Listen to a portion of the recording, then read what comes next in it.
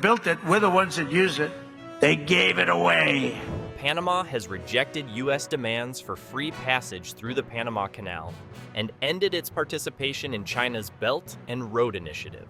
The deal was that, they have to treat us fairly. They don't treat us fairly. As tensions rise, Panama asserts its sovereignty over the critical waterway, refusing to yield to foreign influence.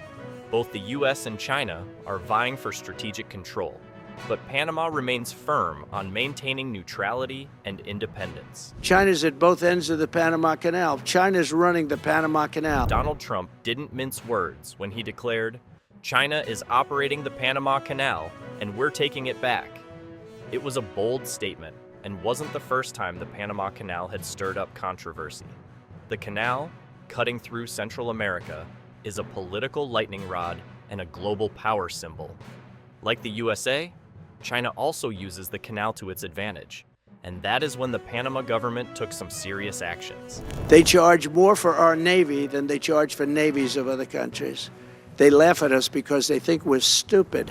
Panama is taking a bold stand, shutting its metaphorical doors to the US and China amidst escalating tensions over the Panama Canal.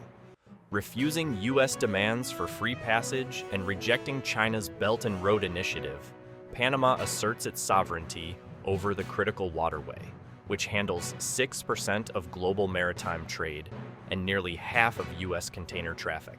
And we will never, ever let it fall into the wrong hands. While Trump claims China controls the canal and threatens to take it back, Panama's president, Jose Raul Molino, denies any foreign influence and insists on maintaining neutrality. Meanwhile, China's growing investments and port operations at both canal ends keep the geopolitical pot simmering as Panama navigates this power struggle while protecting its independence. Panama and the vital canal linking the Atlantic and Pacific Oceans. The new president has repeatedly said that the U.S. should take back control of the waterway. He spoke of it at his inauguration. The canal is more than a waterway. It's a lifeline for international trade. Handling 6% of the world's commerce, it saves ships weeks of travel and thousands of miles on a single journey. And President Trump is planning to take it back. American ships are being severely overcharged and not treated fairly in any way, shape, or form. But how did we get here? The canal wasn't always under Panamanian control. Over a century ago, the U.S. poured $375 million and a decade of labor into building it, making it one of the most ambitious infrastructure projects of its time. And at the end of the day, they are not treated fairly. The canal's location is key to its importance in reducing global shipping times. Situated at a narrow point in Central America, it connects the Pacific and Atlantic Oceans. For decades, it was an American asset and a sign of dominance in the Western Hemisphere due to its significant location. That changed in 1977 when the U.S. signed the Torrijos-Carter Treaty, agreeing to hand over control to Panama. By the year 2000, the canal was fully in Panamanian hands. For some in the U.S., this transition still feels like a wound that hasn't healed. Panama has invested billions of dollars expanding the canal. They dredged the entire channel from the Atlantic to the Pacific to accommodate much bigger vessels. Today, the canal stands as a cornerstone of Panama's sovereignty and pride. Panamanians are adamant. The Panama Canal belongs to Panama and will remain Panama, and they've backed up that sentiment with action. But that success hasn't come without friction, especially with the U.S. Trump's accusations that we're being ripped off, sparked anger in Panama. China is operating the Panama Canal, and we didn't give it to China. We gave it to Panama, and we're taking it back. And Trump's claim that we're taking Panama Canal back. Many Panamanians see these comments as disrespectful, a sign of U.S. overreach that undermines the hard work and independence Panama has fought to maintain. Trump's fiery rhetoric about the canal and its operations struck a nerve because it highlights a deeper tension. To make things even more complicated, the canal isn't just a U.S.-Panama issue anymore. China's growing involvement in Panama has raised eyebrows in Washington. From investments in infrastructure to control over key ports near the canal, China's presence is undeniable, and for some, deeply unsettling. But this construction is one of two bridges that China has agreed to build over the canal, with investing more than $1.3 billion in Panama. China's growing presence in Panama is raising questions that go far beyond infrastructure. Officially, the $1.3 billion that China has poured into Panama is part of its massive Belt and Road Initiative, a global project designed to expand trade routes and increase Beijing's influence. But in Panama, this investment seems to be more strategic than anywhere else. Two major Chinese-built bridges near the Panama Canal have been at the center of controversy for their location. These bridges, symbolic of Panama's modernization, are also a stone's throw from one of the most critical waterways in the world. China is operating the Panama Canal, and we didn't give it to China, we gave it to Panama. The canal was always intended to remain neutral, but China's growing footprint in Panama challenges this promise.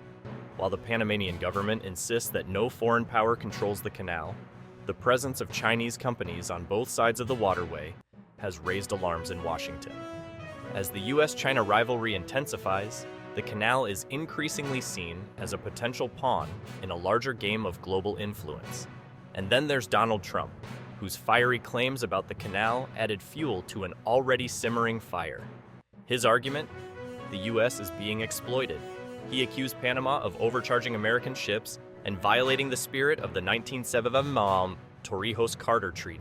We have been treated very badly from this foolish gift that should have never been made, and Panama's promise to us has been broken. Trump's claim centered on tolls. He alleged that U.S. ships were being charged higher fees than those from other countries. But Panama's Canal Authority has strongly denied this. According to their pricing model, tolls are based on factors like ship size, booking time, and whether a slot was reserved in advance. There's no evidence that U.S. ships are singled out for higher fees. Panama Canal is falling victim to climate change as shrinking water levels force ships to part load in order to navigate the vital waterway.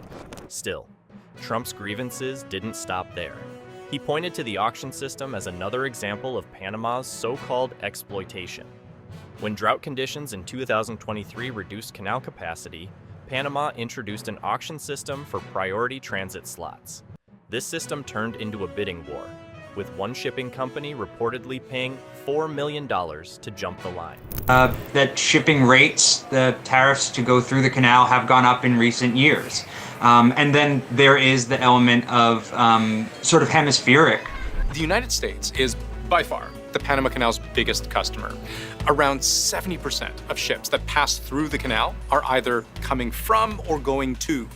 Yet Panama's Canal Authority generated $5 billion in revenue in 2024, with nearly 70% of that as profit. For Trump and his supporters, this profit margin was a slap in the face, a sign that Panama was unfairly enriching itself at America's expense. We built it, we're the ones that use it. They gave it away. But Panama sees things differently. For them, the canal is a business, not a favor.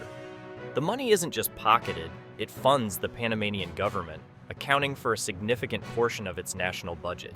The Panamanian government relies on revenues from the canal for a significant part of its budget. It's an extraordinarily important asset for Panama beyond its symbolic importance.